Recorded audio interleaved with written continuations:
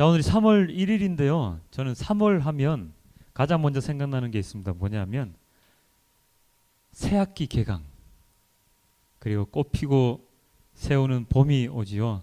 길거리에는 개나리가 만발하는 그런 모습이 생각이 납니다. 3월 새학기가 생각나고 개나리가 생각나는데요. 저는 이 기억을 더듬어 가다 보면 언제가 가장 기억에 남느냐 하면 90년 3월이 가장 기억에 남습니다. 여러분들은 90년도에 뭐 하셨습니까? 저는 90년 3월에 무엇을 했냐면 대학교 입학을 했습니다. 예, 아주 파릇파릇한 새내기로 입학을 했는데 그 학교에 가기 위해서 저뿐만 아니라 다른 분들도 지금도 마찬가지죠. 대학이라는 그 문을 들어가기 위해서 얼마나 많은 노력들을 합니까? 뭐 대학이 아니더라도요. 회사에 취직하기 위해서 사람들은 얼마나 많은 노력들을 합니까? 저뿐만 아닙니다. 여러분들도 마찬가지고 나중에 되면 여러분의 자녀들도 마찬가지고 그 자녀들이 지금 또 다른 문을 통과하기 위해서 수많은 노력들을 하고 있지요. 공부를 할 수도 있고 기술을 쌓을 수도 있고 너무나도 많은 노력들 가운데서 자신의 미래를 바라보고 그 문을 통과하기 위한 그러한 노력을 지금도 하고 있습니다. 정말 눈물겹고 너무나도 마음이 아픈 그런 관계인데 어쨌든 그렇게 노력을 해서 그 어려운 관문을 통과하고 나면 정말로 우리에게 즐거움이 기쁨이 밀려오지요. 자, 오늘 본문에 등장하는 주인공은 여럿이 있는데요. 창세기와 로마서의 주인공은 바로 아브라함이라는 인물입니다. 그는 어떤 사람입니까? 바로 이스라엘 백성의 조상이라고 일컬어지는 사람인데요. 그는 이스라엘 백성의 조상일 뿐만 아니라 우리 모두의 조상이라고 사도 바울은 이야기하고 있습니다.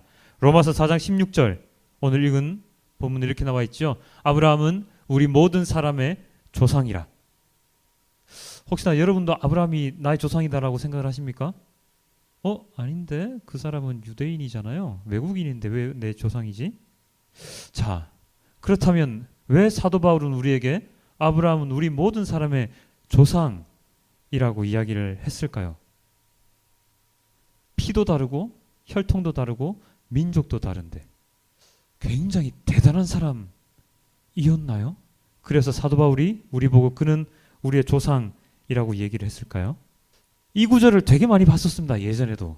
근데 설교를 준비하면서 이 구절을 보면서 왜 사도 바울이 그렇게 얘기했을까라는 궁금증이 들어서 아브라함의 처음 등장하는 그 장면부터 성경을 꼼꼼히 한번 더 읽어봤습니다. 아브라함이 제 눈에 처음 뜨이게 된 그 본문이 어디냐면 창세기거든요. 창세기 11장인데 창세기 11장에 이렇게 나옵니다. 아브라함이라는 이름이 처음 등장하는 곳입니다. 창세기 11장 27절에 데라의 족보는 이러하니라. 데라는 아브람과 나홀과 하란을 낳고 하란은 롯을 낳았으며, 여기 나오는 아브람이라는 인물이 오늘 본문에 나오듯이 아브라함이라는 인물과 동일한 인물인데요. 자, 하나님께서 구원해 주신 지난 시간이었나요? 당대 의인이라고 일컬어지는 사람이 혹시 누구였죠? 기억나십니까? 노아죠. 노아는 하나님께서 당대 의인이라는 말씀을 해주시면서 그를 구원하시는 사역을 펼치셨습니다. 노아는 굉장히 대단한 사람이었죠. 왜냐하면 그 당시에 악이 가득했던 정말로 악한 그 세대 속에서 의인이라는 칭호를 받을 정도로 하나님 말씀에 따라 그리고 죄를 짓지 않으려고 노력을 하면서 살아갔던 사람입니다. 그래서 노아는 하나님의 선택을 받아서 홍수 심판에서 살아남게 되었습니다. 노아가 이렇게 홍수 심판에서 방주 때문에 살아날 수 있는 그러한 영광을 얻었는데요. 그렇다면 바울 사도가 우리에게 이야기하고 있는 이 아브라함이라는 인물은 노아보다 더욱더 뛰어난 인물일 것 같습니다. 그래서 제가 열심히 읽어봤습니다. 그런데 창세기 본문 어디에도 아브라함은 당대 의인이었더라, 아니면 아브라함은 정말로 멋진 사람이었더라, 아브라함은 하나님의 말씀을 잘 듣는 사람이었더라 라고 나오는 부분이 없습니다. 내세울 것이 있다면 아브라함은 셈의 자손이다 라고 나오죠. 셈이 누굽니까? 노아의 아들입니다. 노아의 아들 중에 누구 있죠? 셈, 함, 야벳. 그리고 노아. 그리고 이 와이프들, 아내들 이렇게 해서 8명이 방주에 살아남았잖아요. 셈의 자손이라는 말로서 아브라함의 족보가 시작되고요. 그냥 데라의 아들 아브라함, 나홀,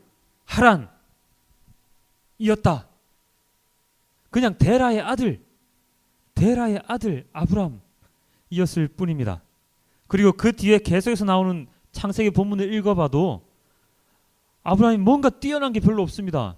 읽다 보면 화가 나오는 부분이 더 많이 있는데 어떤 부분이냐면 아브라함이 누구랑 결혼을 했죠? 사라라는 여자와 결혼을 하는데, 사레죠. 처음에는 사레라는 여자와 결혼을 하는데, 가나안 땅으로 들어가다가 이방 땅에 들렀을 때 그 땅의 왕이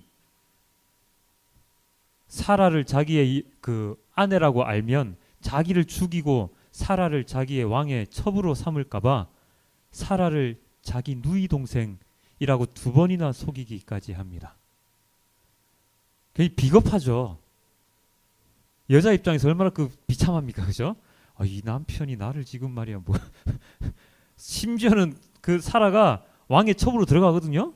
들어갔다가 구살생으로 하나님의 도움으로 나오긴 하지만요. 이 정도로 아브라함은 굉장히 부끄러운 사람입니다. 비겁한 인물이었습니다. 그럼에도 불구하고 바울 사도는 아브라함이 우리의 조상이라고 굉장히 떳떳하게 당당하게 이야기를 합니다.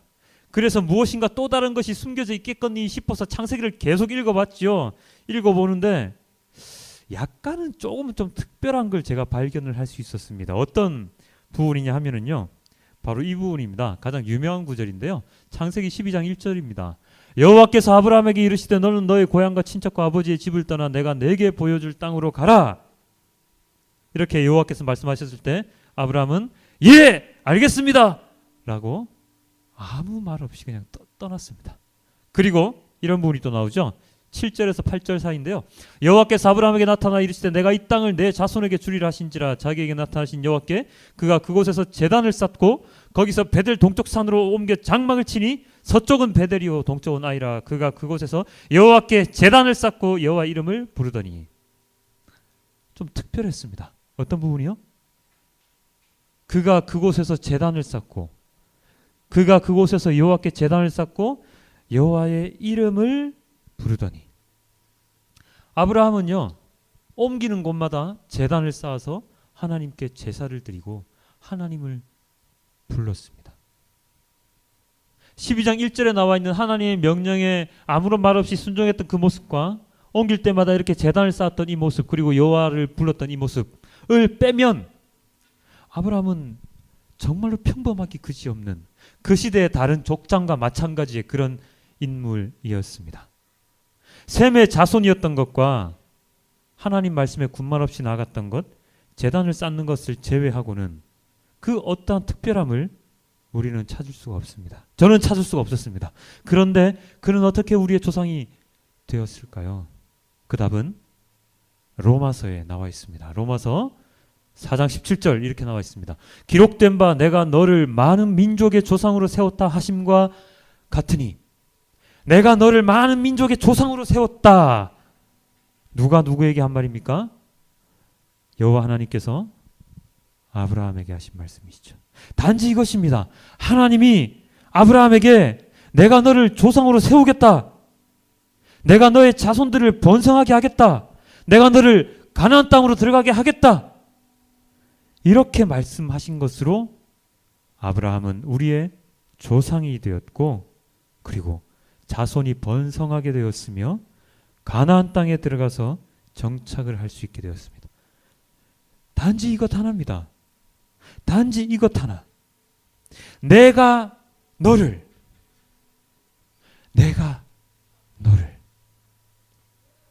이 구절을 읽으면서 저는 이 시가 생각났습니다. 여러분 잘 아시는 시인데요. 내가 그의 이름을 불러주었을 때 그는 나에게 와서 꽃이 되었고. 김추수 시인의 꽃이라는 시죠. 아무런 의미 없는 하나의 몸짓에 지나지 않았던 존재가 그의 이름을 불러주자 꽃이라는 정체성을 가지게 됩니다. 마찬가지입니다. 단지 셈의 자손, 아브라함도 있었고 하란도 있었잖아요. 그런데 셈의 자손으로 살아가는 아주 단순한 아브라함이었지만 하나님께서 부르셔서 그에게 조상이 되게 하는 임무를 주시자 그는 많은 민족의 조상이 되었습니다. 그리고 또 무엇이 있다고 아까 말씀드렸죠? 그런 하나님의 부르심, 하나님의 명령에 그냥 따르고 순종했던 것이죠. 군말 없이 따르는 순종, 당신의 꽃이 될래요 라고 하는 그 장윤정의 꽃이라는 또 노래가 생각이 나는데요. 하나님의 부르심에 그냥 아무런 군말 없이 따랐던 그 순종, 그것이 바로 아브라함과 오늘날의 우리를 연결시켜 주고 있습니다. 아브라함의 이러한 순종은 우리에게 무엇을 시사합니까? 그것은 우리가 먼저 바라고 우리가 먼저 찾기 전에 찾아와 주신 하나님에 대한 우리의 자세이지요. 우리는 하나님을 먼저 찾지 않습니다. 인간이란 존재들이 먼저 하나님을 찾을 수가 없습니다. 태생적으로 그렇습니다. 인간은 하나님을 먼저 절대로 찾을 수가 없죠. 하나님께서 언제나 먼저 우리를 찾아주시고 불러주시죠. 그럴 때 순종하며 나아가는 사람이 있고 그렇지 않고 들은 채 많지 않은 사람도 있습니다. 그것은 예나 지금이나 마찬가지인데요. 저는 어머니 뱃속에서부터 하나님의 보호하심을 받았습니다. 하나님께서 저를 만들어주셨고 잉태하게 하셨지요. 그리고 나서 이 땅에 나와서 끊임없이 부르시는 하나님의 목소리에 필요할 때는 순종하고 내가 필요 없을 때는 하나님을 멀리 했습니다. 그러길 여러 번 반복하다가 참으시던 하나님은 강한 힘으로 저를 이끄셔서 마지막으로 저를 부르셨고 저는 그 거부할 수 없는 힘에 이끌려서 지금 이 자리에 서 있습니다. 물론 지금도 온전하게 주님만을 바라보면서 완벽한 의인으로 살아가고 있지는 못하지만요. 그렇게 살아갈 수 있는 상황 속에서, 그렇게 살아가야 하는 상황 속에서 저는 살아가고 있죠. 인간의 마음과 하나님의 마음의 그 사이를 왔다 갔다 하면서 언제나 갈등을 하면서 무엇을 어떻게 선택해야 될지, 어떻게 선택해야 할지를 고민하면서 그렇게 살아가고 있습니다. 그것은 저뿐만 아니라 여러분도 마찬가지이시겠죠. 여러분도 그동안 수없이 많은 하나님의 부르심에 거부하다가 아니면 하나님 갈게요 하면서 아주 아무런 생각 없이 나오시다가 어떤 강한 부르심에 이끌려서 주님께 무릎 꿇고 눈물로써 고백하며 주님 이제는 정말로 주님만 섬기겠습니다 라고 하면서 이 자리에 나와 계신 분도 계시겠죠. 이러한 세상과 하나님이라는 이 두 가지의 선택의 기로의 이 순간에서 우리는 당연하게 하나님을 바라보아야, 하나님의 눈으로 바라보아야 하는 것이 마땅하겠지만 우리는 아주 자주 세상의 마음으로, 세상의 눈으로 바라보는 경우가 많습니다. 그것은 우리가 인간이기 때문에 그렇지요. 그러한 잘못된 선택을 하는 경우 하나님을 바라보지 아니하고 하나님의 눈으로 바라보지 아니하고 세상을 바라보고 세상의 눈으로 바라보는 이러한 잘못된 선택을 하는 경우가 오늘의 본문에 나와 있는데요. 어떤 본문이냐면 마가복음 본문에 나와 있습니다. 이렇게 기록이 되어 있습니다. 인자가 많은 고난을 받고 장로들과 대제사장들과 서기관들에게 버림받되어 죽임을 당하고 사흘 만에 살아나야 할 것을 비로소 그들에게 가르치시되, 마가복음이죠. 8장입니다. 이 본문 앞에 나와 있는 8장 27절부터의 본문은 예수님께서 예루살렘으로 향하기 직전의 상황인데 장소는 가이사랴 빌립보라고 하는 곳입니다. 이 가이사랴 빌립보라는 이 장소에서 제자들과 함께 말씀을 나누시고 나서 예루살렘으로 입성을 하게 되시는데요. 이때 입성하시는 예루살렘은 그냥 왔다 갔다 하시기 위해서 입성하시는 게 아니고 마지막 죽음의 길로 들어가시기 위해서 입성하시는 것이죠. 그동안 많은 사역을 통해서 사람들을 가르치시고 복음을 전파하시고 그리고 치유하시는 사역을 하셨습니다. 이제 예수님께서는 마지막 때가 되어서 제자들에게 예수님의 마지막 목표에 대해서 이야기를 해주십니다. 그것이 바로 8장 31절에 나와 있는 이 구절인데요. 이 구절 이전에 예수님께서 제자들에게 무엇을 말씀을 하셨는데 무엇을 말씀하셨냐면 얘들아, 제자들아, 너희는 나를 어떻게 생각하느냐? 그 전에 뭐라고 물었죠? 얘들아, 세상 사람들이 내가 만났던 그 세상 사람들이 나를 누구라고 생각하느냐? 그랬더니 제자들이 이렇게 얘기합니다. 예수님, 엘리야라는 사람도 있고요. 그리고 선지자라는 사람들도 있습니다. 그러면 너희는 나를 누구라고 생각하느냐? 라고 했을 때 베드로가 이렇게 얘기를 하죠. 주는 그리스도이시니이다. 마가복음에는 이렇게 아주 짧게 나와 있는데요. 마태복음에 이렇게 나와 있죠. 주는 그리스도시요 살아계신 하나님의 아들이시니이다. 이렇게 고백을 합니다. 예수님께서 나를 무엇이라고 사람들이 생각하느냐 물으셨을 때 제자들이 일반적인 선지자라고 얘기를 하는데 제자 가운데서 수제자로 일컬어지던 베드로는 예수님의 정체를 정확하게 이야기를 했습니다. 예수님은 그리스도시요 살아계신 하나님의 아들이십니다. 그리스도라는 뜻은 기름 부음 받은 자라는 뜻을 뜻하는데요. 그 속에는 제사장의 역할, 왕의 역할, 예언자의 역할을 함께 담고 있습니다. 이 세 가지의 역할을 감당하시는 하나님의 아들이 바로 당신이십니다. 라고 베드로는 정확하게 이야기를 하죠.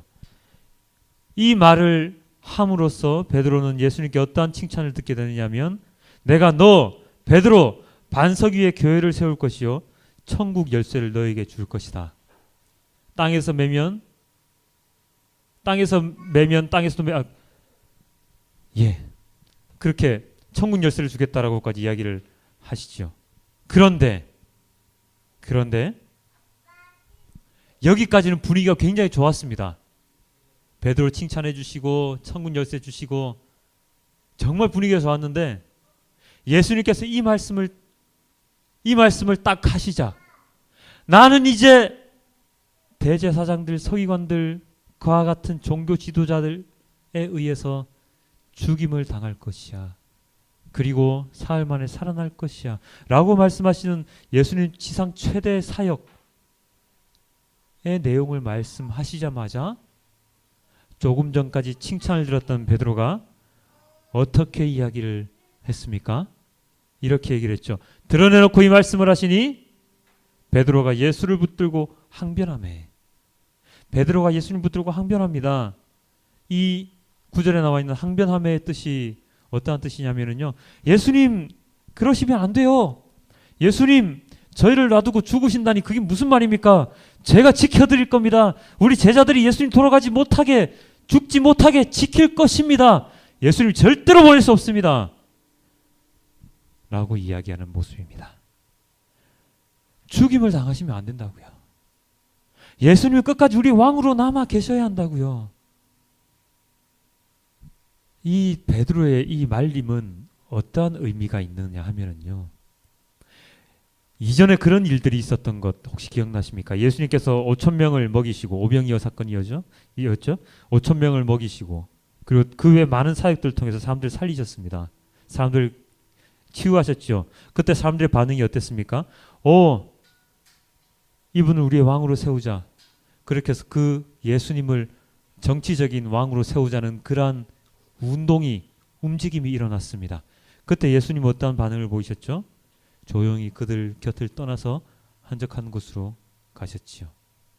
그들이 자기 자신을 한 나라의 왕으로 세울 것을 막기 위해서 그 자리를 조용히 피하셨습니다. 이 말뜻은 무슨 뜻이냐면요. 이 시대에 예수님을 바라보았던 모든 사람들, 제자들 포함한 예수님의 사역들을 바라보았던 그 모든 사람들은 예수님을 누구라고 생각하셨냐면 그 시대에 속박당하던 로마의 그 속박에서 자기 자신을 자유시켜줄, 해방시켜줄 정치적인 왕, 한 나라의 왕으로 예수님을 바라보고 있었다는 것이죠. 그래서 베드로가 말릴 수밖에 없었죠. 왜냐? 예수님을 왕으로 올려야 되거든요. 그 시대에 로마 왕 다 없애버리고 로마에서 해방이 되어서 진정한 유대인의 왕으로 예수님을 세워야 됐었거든요. 근데 예수님이 죽으러 가신다고 하니까 베드로 입장에서는 얼마나 황당했겠습니까? 지난 3년간 그렇게 자기 자신들에게 가르치시고 자기들을 이끌어주신 예수님이신데 한순간 갑자기 오셔서 야, 나 이제 죽으러 갈 거야. 너희들 그거 알고 있어. 라고 이야기를 하시니 여러분 같으면은 마음이 어떻겠습니까? 희한하죠.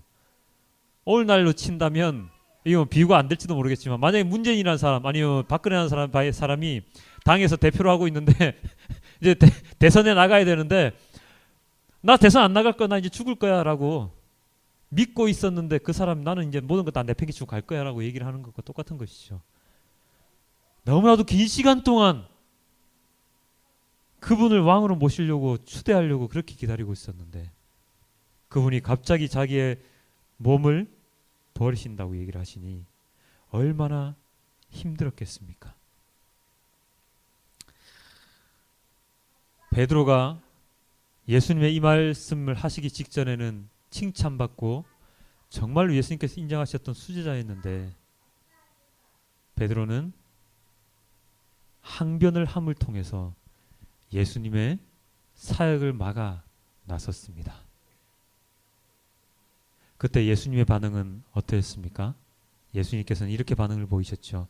예수께서 돌이키사 제자들을 보시며 베드로를 꾸짖어 이르시되 사탄아 내 뒤로 물러가라. 내가 하나님의 일을 생각하지 아니하고 도리어 사람의 일을 생각하는도다 하시고 사탄아 물러가라. 사라져라. 썩 꺼져라. 단호하게 베드로의 이 모습을 끊어내시는 모습을 볼 수가 있습니다. 그동안 예수님의 모습에서 제자들을 대하셨던 그 예수님의 모습에서는 바라볼 수 없었던 모습이죠. 이전에는 어땠습니까? 예수님의 모습이 제자들을 대하실 때 그냥 부드럽게 상냥하게 비유도 들어주시며 다른 사람들이 비유를 알면 안 되니까 너희들만 가르쳐줄게. 아주 상냥하게 이렇게 가르쳐주시고 많은 아픈 사람들을 고치시고 정말로 사랑으로 가득한 천국은 사랑이야. 하나님은 사랑이시다. 너희들 사랑으로 원수를 사랑해야 된다. 이렇게 부드러운 분이셨는데 예수님께서 베드로에게 단호하게 야 이 사탄 마귀야 라고 이야기를 하신 것입니다. 마음이 굉장히 아픈 것이죠. 힘든 것이죠. 예수님께서는 베드로가 예수님의 사역을 막아섰을 때 그 베드로의 모습 속에서 어떠한 모습을 보셨냐 하면 사탄의 모습을 보셨다는 것이죠. 사탄아 물러가라. 사탄아 물러가라. 왜 예수님께서는 수제자였던 베드로를 사탄이라고까지 칭하실 수밖에 없었을까요? 그것은 왜 그러냐면 예수님의 사역을 방해했기 때문입니다. 예수님의 가장 큰 사역을 막아 나섰기 때문이죠. 이 모습은 어디서 처음 볼 수 있었습니까? 예수님께서 30년의 세월을 지나시고 공생의 3년 시간을 지내기 바로 직전에 어디에서 하나님과 만났습니까? 광야에서 만나셨죠. 며칠 동안요? 40일간. 그렇게 만나시면서 누구를 함께 만나십니까? 사탄을 만나시죠.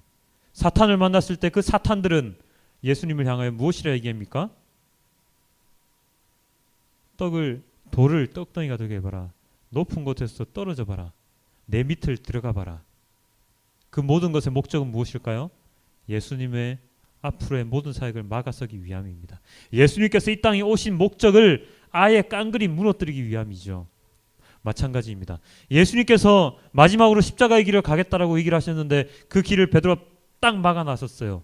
그 말인즉슨 예수님께서 이 땅에 오신 목적 자체를 막아서는 것과 동일한 것이죠. 그래서 예수님께서는 베드로에게 사탄아 썩 물러가라 라고 이야기하실 수밖에 없었습니다.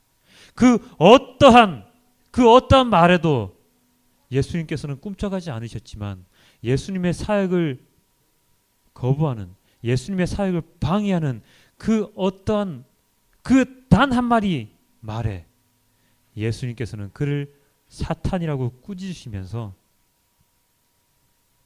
그를 막아 나선 것이죠. 오늘의 본문의 키포인트는 바로 여기에 있습니다. 예수님의 사역은 하나님의 사역입니다. 사람의 사역이 아니죠.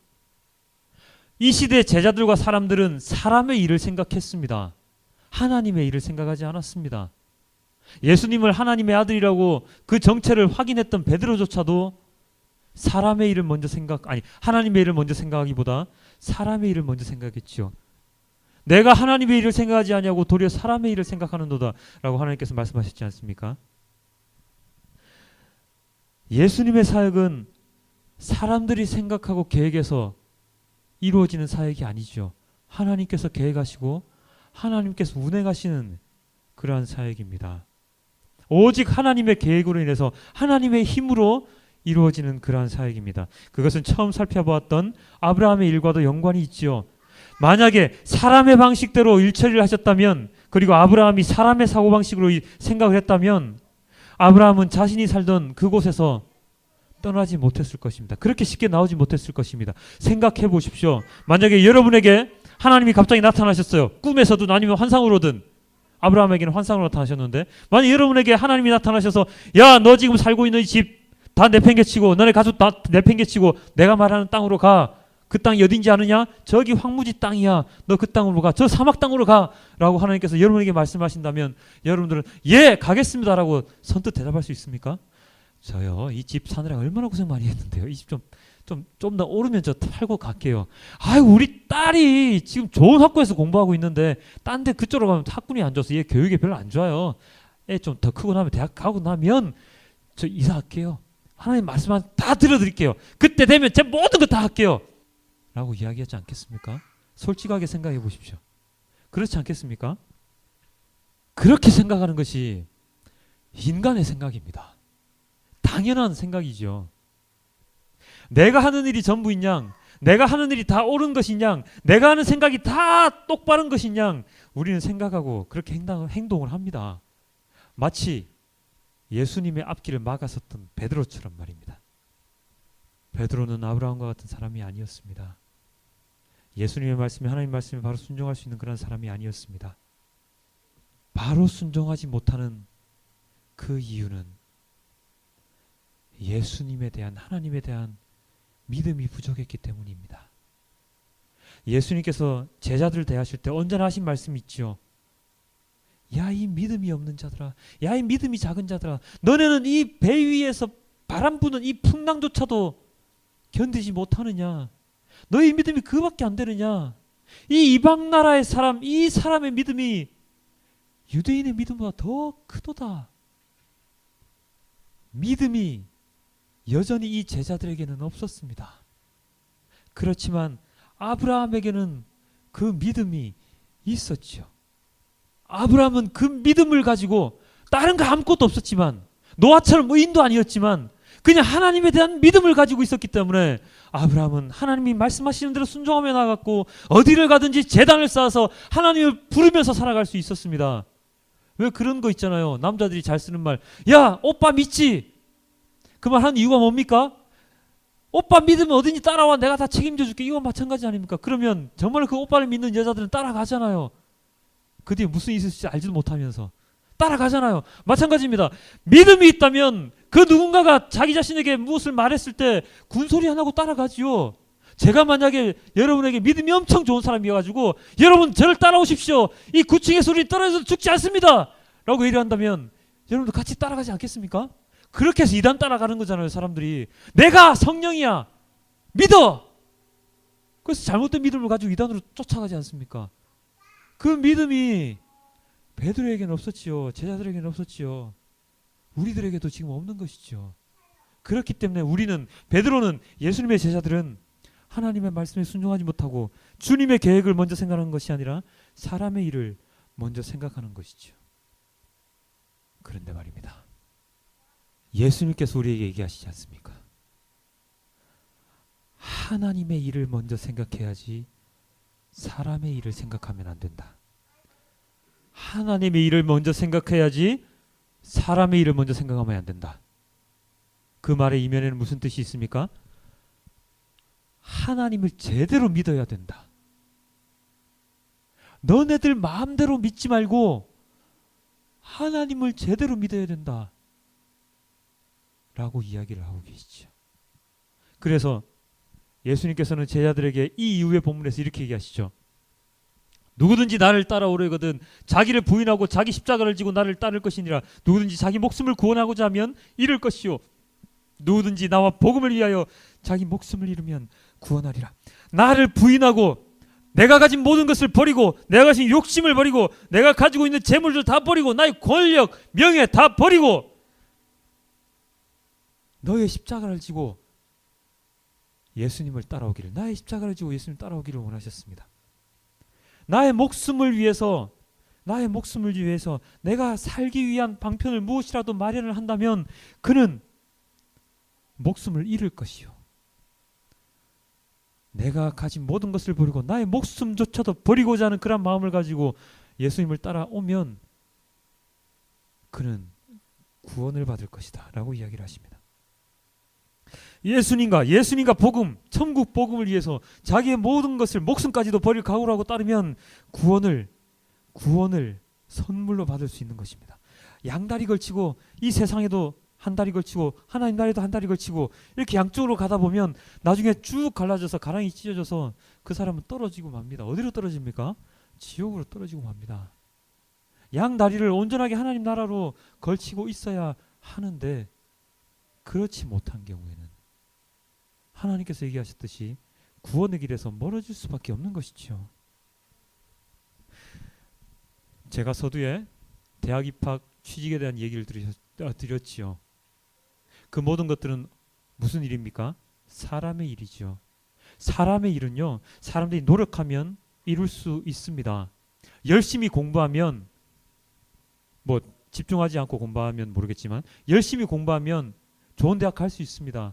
열심히 노력해서 좋은 기술 쌓으면 좋은 직장 취직할 수 있습니다. 열심히 공부해서 토익 점수, 토플 점수 엄청나게 많이 쌓아서 외국에 많이 갔다 오고 어학연수 갔다 오고 사람 인맥 좋으면 돈 많으면 좋은 직장 들어갈 수 있고 이 세상에서 떵떵거리면서 살 수 있습니다. 그렇지만 하나님 나라에 들어가는 것은 사람 인맥 가지고 되지 않습니다. 자기가 아무리 공부를 많이 했다고 해서 되지 않습니다. 절대로 나의 노력, 인간의 노력으로 되지 않습니다. 단 한 가지, 아브라함이나 그 후손에게 세상의 상속자가 되리라고 하신 언약은 율법으로 말미암는 것이 아니고 오직 믿음의 의로 말미암는 것이니라. 오직 무엇에 말미암았다고요? 믿음의 의. 사람의 노력이 아닌 하나님을 믿는 그 믿음, 그 하나로 천국으로 갈 수 있는 길이 열리는 것입니다. 단지 그것 하나입니다. 믿음 하나로만 가능한 것입니다. 하나님을 믿는 것으로만 우리는 하나님 나라와 구원을 약속받습니다. 하나님께서 주시는 것이지 저희가 아무리 막 높이 뛴다고 해서 하나님 나라로 들어갈 수는 없는 것입니다. 높이 뛰는 것으로 하나님 나라에 들어갈 수 있다면 농구 선수나 배구 선수들이 하나님 나라에 제일 먼저 들어가지요. 서전트 높이가 얼마나 높습니까? 아니면 이신바에바 장대 높이뛰기 세계 챔피언이나 하나님 나라에 들어갈 수 있겠죠? 아닙니다. 우리가 높이 뛰어서 대령들은 멜려있는 과자 조각을 따먹는 그 과자 놀이처럼 우리가 하나님 나라에 들어갈 수 있는 것이 아니라는 것이죠. 그래서 하나님의 나라를 생각하지 못했던 베드로에게 예수님께서는 감히 단호하게 아주 엄히 꾸짖으셨던 것입니다. 다시는 그런 잘못된 생각을 할 수 없도록 이 사탄아 너는 이제 썩 꺼져라 라고 하나님 계획에 완전히 반하는 그러한 생각조차 하지 못하도록 싹을 완전히 뿌리까지 뽑아 버리신 것입니다. 그것이 바로 오늘 마가복음 본문을 통해서 우리가 알 수 있는 것이죠. 예수님의 고난의 길, 십자가의 길은 인간이 원해서 간 길이 아닙니다. 가신 길이 아닙니다. 사람들이 원해서 예수님 십자가의 길 좀 가주세요. 예수님께서 그 길을 가셔야지만이 우리가 구원을 이룰 수 있습니다. 라고 우리가 원해서 사람들이 원해서 예수님께 그렇게 원한 것이 아니었잖아요. 그것은 하나님이 원하신 것이었습니다. 하나님의 계획 아래에 있던 것이었습니다. 하나님께서 태초부터 세워놓으신 그 계획에 따라서 예수님께서 순종하면서 가셨던 가장 거룩한 길이죠. 그 길은 예수님께서도 가셨고 그리고 예수님의 제자가 되고자 하는 하나님의 자녀가 되고자 하는 우리도 뚜벅뚜벅 걸어가야 하는 길입니다. 예수님을 부끄러워해서 자신이 그리스도인이라는 것조차 숨기면서 교회 와서는 나는 그리스도인입니다 고백하면서 딴 데 나가서는 난 기독교인, 나 기독교 안 믿어라고 하면서 하나님의 말씀에 반하는 행동을 하는 그러한 사람은 예수님께서 단호하게 말씀하시죠. 내가 나중에 다시 내려올 때 나도 그를 부끄러워하리라. 에이 부끄러운 자식, 너는 내 자녀 아니야. 너는 나의 제자 아니야. 라고 그를 함께 데리고 가시지 않는다라고 오늘 본문에서 분명히 말씀하시지 않습니까? 그것을 기억하십시오. 여러분들은 누구입니까? 하나님의 자녀입니다. 예수님의 제자입니다. 나는 아직까지 하나님 자녀 될 자격이 없어요. 예수님의 제자가 될 자격이 없어요라고 부인하지 마십시오. 그 자격은요, 여러분들이 따는 게 아닙니다. 여러분들이 시험 쳐서 나는 하나님의 자녀가 되는 자격을 따는 게 아니라고요. 여러분들이 성경을 많이 읽는다고 해서, 여러분들이 성경 공부를 많이 한다고 해서, 내가 기도를 많이 한다고 해서 하나님 자녀가 되는 게 아니라고요. 그러면 24시간 내도록 기도해야죠. 아닙니다. 기도 많이 한다고 해서, 성경 공부 많이 한다고 해서, 성경에 대한 지식이 많다고 해서 하나님 자녀가 되는 게 아니고요. 하나님을 믿는 믿음, 주님께서 너는 나의 자녀야라고 선포하시기 때문에 우리가 하나님 자녀가 될 수 있는 것입니다. 그렇다고 해서 기도를 게을리하라는 말은 아닙니다. 성경 공부하지 말라는 말은 아닙니다. 그걸로 인해서 하나님 자녀가 되는 게 아니라는 말씀이죠. 우리가 받는 구원이라는 선물은 온전히 하나님께서 우리에게 주시는, 하나님께서 준비하신 선물입니다. 우리의 자녀들에게 여러분들이 용돈을 주실 때 그 자녀들이 벌어온 돈을 받아서 주십니까? 아니 그 자녀가 여러분들의 안마를 했다고, 여러분들께 도움이 되는 어떠한 일을 했다고 여러분들이 그 자녀에게 용돈을 주십니까? 아니죠. 그냥 자녀이기 때문에 주시는 거잖아요. 여러분들이 낳은 자녀이기 때문에, 여러분들이 기르는 자녀이기 때문에, 너무나도 이쁘고 너무나도 사랑스럽기 때문에 주는 용돈이잖아요. 주는 사랑이지 않습니까? 너는 이 자식 나한테 안마도 안 해주고, 그러니까 넌 썩 나가. 넌 나의 사랑을 받을 자격이 없어. 내가 너에게 왜 용돈을 줘야 돼? 필요 없어. 라고 얘기하지 않지 않으십니까? 그냥 내가 낳았기 때문에, 내가 길렀기 때문에 사랑으로서 주시는 그 모든 것들이지 않습니까? 마찬가지죠. 사람의 일을 생각하고 나 혼자 잘 살겠다고 남들 등쳐먹고 살고 불법적인 일 하면서 살아가는 그러한 사람이 아니라, 내가 가진 것을 내려놓더라도, 내가 가진 것을 포기하더라도 하나님의 계획과 하나님의 일을 먼저 생각하는 사람이 되었을 때 하나님께서는 우리를 부끄러워하지 않으시고, 우리가 어떠한 죄를 짓더라도 모든 것을 용서해 주시고 우리를 주님의 품 안으로 다시금 품어주시는 그러한 분이 바로 우리 하나님이십니다. 분명하게 기억을 하십시오. 잘못 생각하시면 우리는 우리의 노력으로 인해서 하나님 나라에 들어가는 사람이 될 수가 있습니다. 절대로 그것이 아닙니다. 지금은 어떤 기간이죠? 사순절 기간입니다. 왜 우리는 사순절 기간을 계속해서 생각해야 됩니까? 왜냐하면 하나님께서 우리를 구원의 길로 인도하시는 그 길, 그 고통을 하나님께서, 예수님께서 온전히 혼자서 지고 가신 그 길이기 때문입니다. 그 길이 없었다면 우리는 구원받을 수도 없었고 하나님 나라에 대해서 우리는 알 수도 없었고요. 어쩌면 유대인들만이, 선택받은 민족이라고 여겨졌던 유대인들만이 천국을 누릴 수 있는 그러한 시대에 살고 있을지 모릅니다. 그러나 사순절 이 기간을 거쳐서 예수님께서 고난을 받으셨고 십자가에 못 박혀 돌아가셨고 그리고 부활을 하신 그 예수님의 큰 사역이 있었기 때문에 우리는 지금 하나님 말씀을 들을 수 있으며 구원의 선물을 받을 수가 있는 것입니다. 로마서 4장 25절 이렇게 나와 있습니다. 예수는 우리가 범죄한 것 때문에 내줌이 되었고 또한 우리를 의롭다 하시기 위해서 살아나셨느니라. 온전히 예수님을 위함이 아니라 우리를 위하여 이 모든 길을 선택하신 예수님이시죠. 이 모든 길을 선택하신 하나님이시죠. 이 하나님의 계획, 하나님의 일을 먼저 생각하는, 사람의 일을 생각하십니까? 안 됩니다. 하나님의 일을 먼저 생각하시는 우리 모든 작은 마을교회 성도분들이 되시길 이번 사순절 기간 다 함께 기도했으면 좋겠습니다.